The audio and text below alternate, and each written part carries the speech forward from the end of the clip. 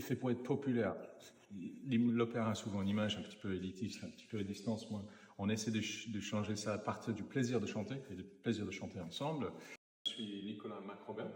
Opéra Biarritz, c'est une nouvelle compagnie qui a été créée avec le soutien de la ville l'année dernière, en juillet, parce que, alors qu'on a tout au Pays Basque et à Biarritz, la danse, le ballet, la gastronomie, le paysage, même des super orchestres, il manquait un pôle lyrique vivant. On a les retransmissions du Met, c'est très bien, mais avec autant de talent local, des chanteurs, les chœurs basques, je me suis dit pourquoi est-ce qu'il n'y aurait pas un opéra à l'année vivant dans le coin. Et donc j'ai été voir la ville et ils ont dit si vous avez envie de monter ça, allez-y. Et donc nous voilà un an après avec une asso qui compte déjà à peu près 200 bénévoles, toutes catégories du plateau artistique jusqu'aux régies et l'administratif, toutes des personnes comme moi qui ont envie qu'il y ait une belle histoire d'opéra qui s'installe ici, qui vit. D'accord. Du coup, qu'est-ce qui a été déjà fait comme représentation?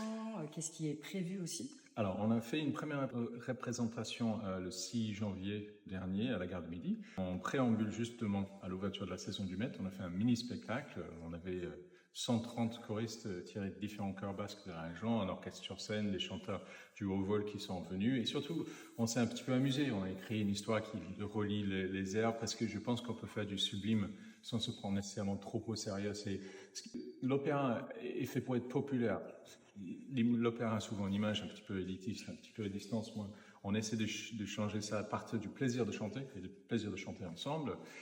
On peut ensuite monter jusqu'à des niveaux comme Herminie Blondel qui chante avec nous ce soir dans un gala ici à l'Hôtel du Palais, une des plus grandes chanteuses françaises actuelles. Mais comment dire, tout ce monde-là, entre les amateurs qui découvrent le chant en chorale chez nous et les plus grands pros qui viennent, tout ça se mélange, tout ça, ça fait une très très belle aventure humaine.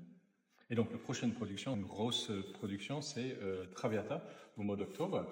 Herminie Blondel justement qui va interpréter le rôle de Violetta, le rôle clé, qui est un rôle extraordinaire, qu'elle a déjà interprété sur les scènes nationaux à un grand succès guichet fermé.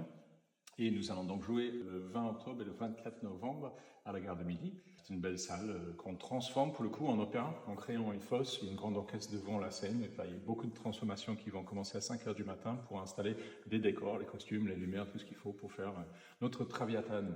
Et pourquoi avoir choisi Herminie Blondel? Quels sont vos liens avec cette soprano? Alors, on a eu le grand chance d'avoir énormément de monde. Il y avait presque 400 personnes qui ont postulé quand on a ouvert les castings pour Traviata, parce que souvent, on choisit des gens qu'on connaît, et nous, au contraire, c'est une démarche d'ouverture de rencontrer beaucoup de chanteurs de tout niveau.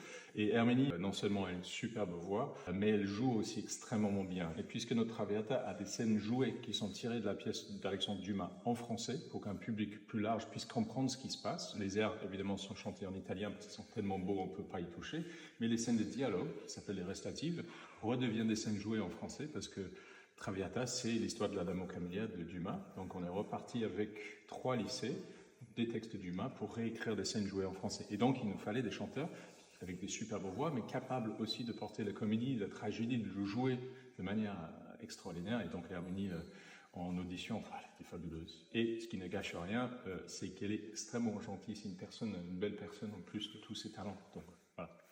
On a choisi Herminie. Et pour la plupart des représentations, vous faites appel donc à des musiciens qui vont être internationaux, mais aussi des musiciens locaux, notamment avec les choristes. Absolument. Tout ce qu'on fait, il y aura à l'opéra, puisque c'est très technique, un opéra a besoin en bas mot de 200 personnes, et on a besoin des postes clés d'avoir des pros qui savent comment ça se fait pour monter un truc sur le décor, les machinistes, comment faire arriver le boulonnet pour que on a besoin de pros. Au niveau des voix, au niveau de l'orchestre, au niveau de tout ce qui est technique et administratif.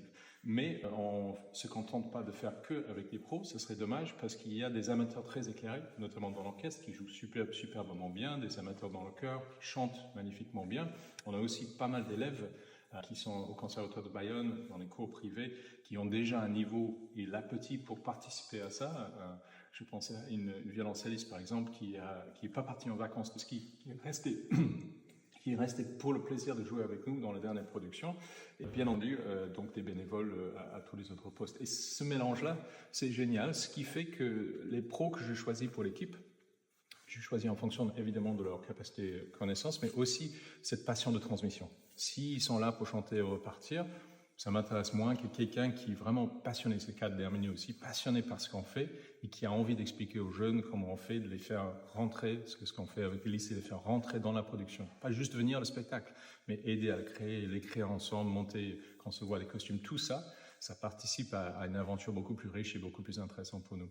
Venez découvrir tout ça dans notre travail à nous. Et donc 2 dates cette année, 20 octobre, le 24 novembre, et des dates l'année prochaine à suivre. Merci beaucoup. Avec grand plaisir, merci à vous.